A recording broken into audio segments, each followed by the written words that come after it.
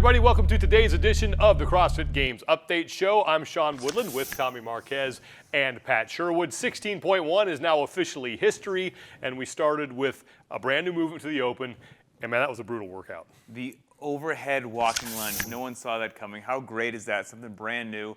And if you just want to scare the bejesus out of games athletes, give them a lightweight load and then extend the time domain. So 16.1 was awesome. And I think for most people in general, the 20-minute time domain was something that most people didn't want to see, but it was in actuality what we needed to see to kick off this year's Open. Now, the Open has been growing every year since it's been in existence since 2011, and this year was no different. Final numbers in participation, more than 323,000 people signed up. That's about 50,000 more than we had last year. In 2011, when we first started this thing, we had 26,000. And we thought that was a lot. We had 177 countries, and then this was the thing that really jumped out at me, Tommy. All 7 continents were represented here. Yes, that means there's an affiliate and some athletes competing on Antarctica. More specifically, Deep Freeze CrossFit. They're at the McMurdo Research Station. It's a research station that's part of the National Science Foundation. I get this, for a place that clearly has no excuses, because the average high at this time of year is negative 14 degrees Celsius. So we have people that are complaining about all sorts of different things, but these guys are doing it in the freezing cold. We're in California. Yeah, that's you can't even comprehend. That's like 400 below Fahrenheit, right? I don't know what the conversion is there. The women's side of the leaderboard is what we're going to talk about today, and when you look at the top 10 of 16.1, there are a lot of familiar names up there and some former champions, but the one name that tops them all is Emily Bridgers. She beats Sam Briggs by 6 reps with a score of 354. There are 4 women from the European region in the top 10. David's daughter would have made 5, but now she's competing in the Northeast. And a lot of champions in there as well. But at the end of the day, it's Emily Bridgers, her first career event win in the Open, and she did it with some pretty incredible pacing. I set some pacing strategies going in. I knew that a 20-minute workout could be long and maybe even a little bit boring. You might lose what's going on in the middle of it. I really like to kind of strategize and almost play a game with myself. So I just set goal paces for each round to hit 12 rounds plus some change. And I set them to be a little bit conservative to where I thought I could stay on that pace or faster. And then my husband just kind of called out the times and told me if I was ahead. And each round I was just gaining a little more time. So then at that point I knew I could hit 13 rounds. Emily Bridgers is coming off a year that was disappointing for her. Saw her finish 24th at the CrossFit Games. Man, what a statement here early in 2016. Yeah, but really, even though it's her first Open win, it shouldn't be a surprise how well she's performing in the Open, because if you look at her track record, she's finished inside the top 10 in the Open each of the last 4 years. 2015, she was 4th worldwide. 2014, she was 9th. 2013, she was 6th. 2012, she was 4th. Each of those years as well, she had a top 10 finish overall worldwide, including 2 second-place finishes in 15.1 and 12.3. When it comes to this time of year in the Open and the type of workouts that we see, she's one of the best there is. After not finishing where she would have liked in 2015, what a great way to get back on the top of people's lists. When I spoke with her, she said, who's kidding who? When the workout got announced, she's like, yeah, this is one that I can do and do pretty well at. To break it down for you, 354 repetitions shakes out to just 10 reps shy of 14 full rounds. And that pacing that she had averaged out to about 90 seconds per round. And how many very fit people did we see go out hoping to hold 2 minutes a round, and that fell off. So, I mean, she blew this thing out of the water. Yeah, great performance from Emily Bridgers. What else in that top 10 there jumps out at you? Man, the ladies are bringing the heat.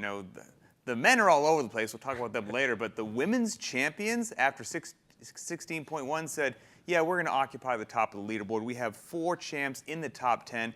Briggs, David's daughter, Thor's daughter, and of course Camille LeBlanc-Bazinet, just running the show thus far with a whole lot of competition left. But then specifically also the Europeans. Out of the top 10, there are 4 athletes there, Europeans, and it looks like if this continues, the Meridian Regional could be the one to watch. Yeah. For me, it's the diversity in page 1 of the leaderboard. There's only 20 games athletes from last year that occupy the top 60 spots or page 1 of our actual CrossFit Games leaderboard. And this kind of reminds me of 2012 when we had the 7 minutes of burpees workout, when only 10 athletes who were at the games the previous year were able to actually make it into the front page of that leaderboard. So even though there's a ton of diversity and maybe not a lot of household names in that top spot after this workout, I still think we're going to see some of them kind of work their way up as we get along. Let's go outside the top 10 now. And Pat, there was a name I know that you saw that really jumped out at you when you moved yourself a little bit further down the standings. Young Miss Maddie Myers. She's a beast. We talked about her all last year. Very capable athlete. Had to withdraw from the 2015 games. So I was curious to see how 2016 would start for her. And she is sitting in 25th worldwide on 16.1. Now, you should be good at everything, right, but I wouldn't identify this as her wheelhouse. She's strong as an ox. And when I texted her earlier just basically saying congratulations, she was very happy. She said, for something light and long, she's very happy with her score. So far, 2016 is looking bright. And when you look at the teenager division, that was something that was new last year, but there's a girl whose name is showed up a lot last year, got a ton of wins at the games, and here she is again. Yeah, and I have a feeling we're going to keep repeating her name as the season goes along. It's Sydney Sullivan. She had, without a doubt, one of the most impressive games performances ever, really. She won 6 of the 7 events last year at the games, and this year, to kick things off, she wins 16.1 in a new age division where she's aged up and is at the bottom half of that division. Age-wise, she wins by 30 reps over the next closest person. She's just astounding. She absolutely destroyed it. CrossFit kids and teens, man, watch out. Let's speak about some other age groups here when you go to the other end of the spectrum with the Masters, and this just goes to show you that, look, we've been around a while now, and the sport is starting to mature and have some athletes graduate into older levels, but Annie Sakamoto is now a master. Annie Sakamoto is one of the original gangsters of CrossFit. If you remember way back in the day, before our fancy new website, you saw Nicole Carroll up there all the time, and Annie Sakamoto, and that Nasty Girls video was one of the instrumental pieces of media that sucked some people like me into trying. Right. And now to see it, we're suddenly we're a young sport, but we're in our 10th year already, and all of a sudden, this woman that I saw years ago, now she's a master, so the evolution is just, it just makes you pause. It's really cool. And if she decides to compete as a master, don't get it wrong, she has the energy and charisma of a woman half her age. She very well could be the 40 to 44 division Masters champ. Yeah, better. There was a ton of great stuff to talk about in 16.1. Hopefully 16.2 will give us the same amount. Remember, this week in 16.2, it's going to be Dan Bailey and Bjorgvin Gudmundsson throwing down in a garage someplace. We don't know where yet. Now, if you want to be part of the Cool Down Show, we will be having that. You can tweet your questions to @CrossFit Games. Use the hashtag Cool Down Show. Start now. You'll have a better chance of getting yourself onto the show, and then we'll have the athletes, Dave Castro and Roy McKernan, maybe answer those for you following the performance of 16.2. That's going to do it for us. Tomorrow we'll be back to talk about the men. For Pat Sherwood and Tommy Marquez, I'm Sean Woodland. We'll see you guys on the leaderboard.